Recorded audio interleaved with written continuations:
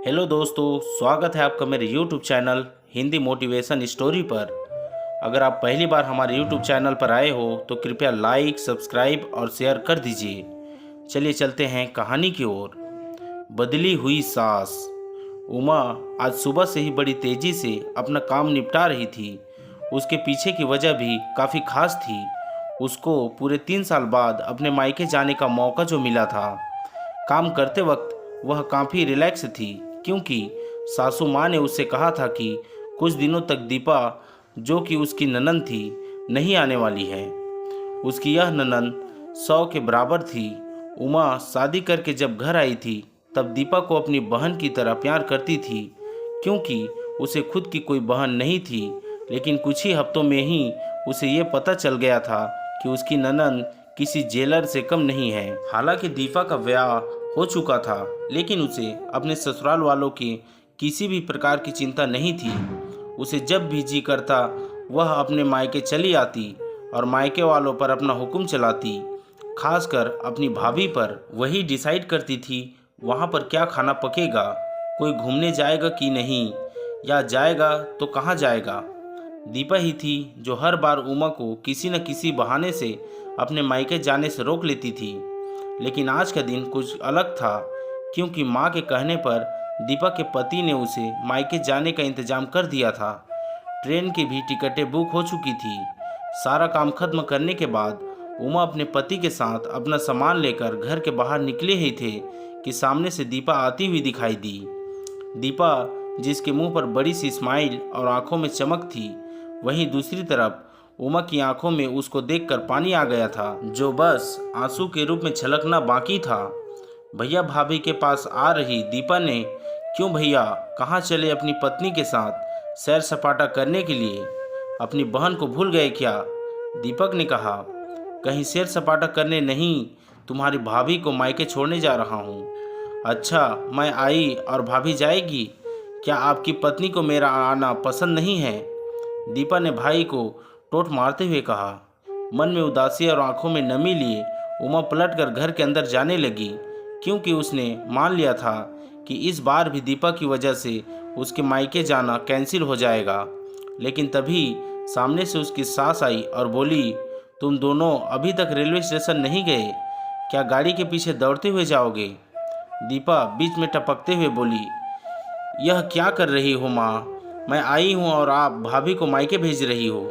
क्या अब आपको मैं इतनी खटकने लगी हूँ?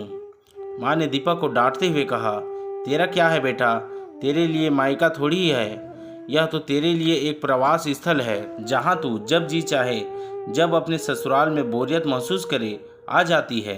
लेकिन वह बेचारी तो ऐसा नहीं करती, बल्कि वह तो जब जाना चाहिए तब भी अपने मायके नहीं जाती। इसलिए उसका अभी मायके जाना बहुत ज़रूरी है। मैं तेरे या मेरे या किसी और की वजह से उसका इस बार मायके जाना बिल्कुल रद्द नहीं होने दूंगी। पहले ये बता, तू तो कुछ दिनों के लिए नहीं आने वाली थी ना, फिर कैसे आ गई? मैंने तो ऐसे ही कह दिया था। मैं देखना चाहती थी कि मेरे ना आने से भैया खुश होता है कि मुझे बुलाता है। दीपा ने कहा, हाँ हाँ, क्यों नहीं, कोई बुलाए या ना बुलाए, पर्यटन स्थल पर तो हर कोई जा सकता है। अब की बार मेरी बहू को उसके पर्यटन स्थल पर, यानी कि उसके मायके जाने दे। बेचारी ने सिर्फ अपने भाई की शादी देखी है और अब तो उसके भाई को बच्चा भी हो गया है। उसका मुंह तक नहीं देखा उसने। उसे भी अपने हिस्से का सुख भोगने दे। माँ ने दीपा को फटकारते हुए और उमा की साइड लेते हुए कहा। अपनी सास के मुंह से अपने लिए ऐसे शब्द सुनकर उमा की आंखें छलक गई। उसने अपनी सास को गले से लगा लिया।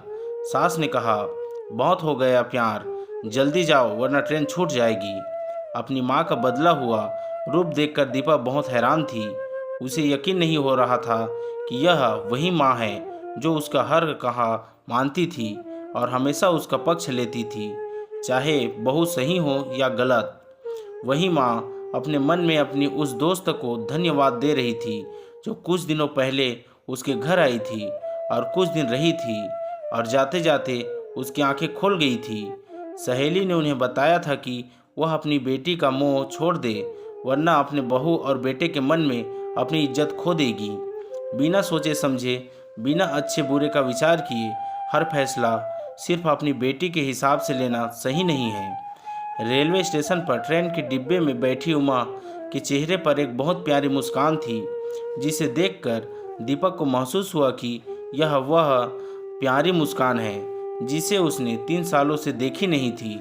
सच ही तो है, मायका महिलाओं के लिए पर्यटन स्थल ही तो है, जहाँ पर वह अपने ससुराल की सारी चिंताएं, टेंशन भूलकर कुछ दिन आराम से रह सकती है। दोस्तों, यह कहानी आपको कैसे लगी हमें कमेंट करके ज़रूर बताएं और हमारे YouTube चैनल को लाइक, सब्सक्राइब और शेयर करें। धन्यवाद। मिलते हैं और भी ऐसे ही मज़ेदार कहानियों पर।